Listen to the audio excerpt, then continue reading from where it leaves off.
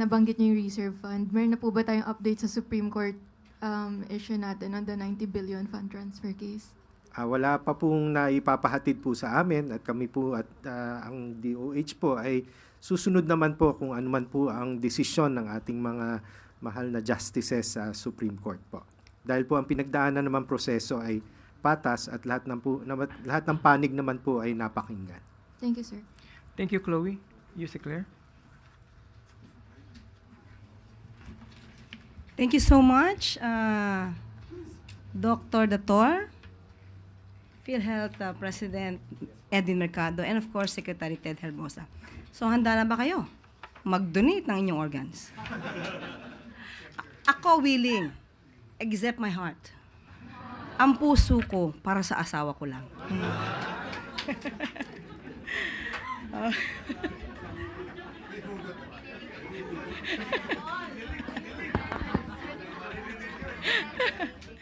Ayan, okay, ready na po tayo sumagot ng inyong mga mahihirap na katanungan, MPC.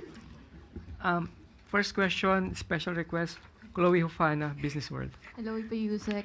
As the Israel-Iran entered its 7th day of airstrikes, do we see any effect of their prolonged conflict in terms of OFW remittances and deployment? Nakausap po natin si Yusek Alu ng DOF at sinasabi po niya sa ngayon po ay wala pa pong impact na ganon sa OFW remittances. Ang sabi po niya, and I quote, "The impact on remittances remains limited for now, given the remittances from Israel and Iran amounted to 106.4 million US dollars in 2024, 0.03% of total remittances.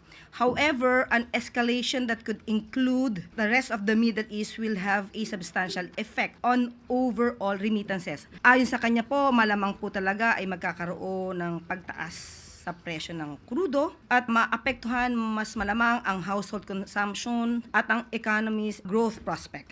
Yun po ang sasabi niya dahil kadalasan po kapag tumataas ang presyo ng krudo, tumataas din po ang bilihin sa merkado. Thank you po. Thank you.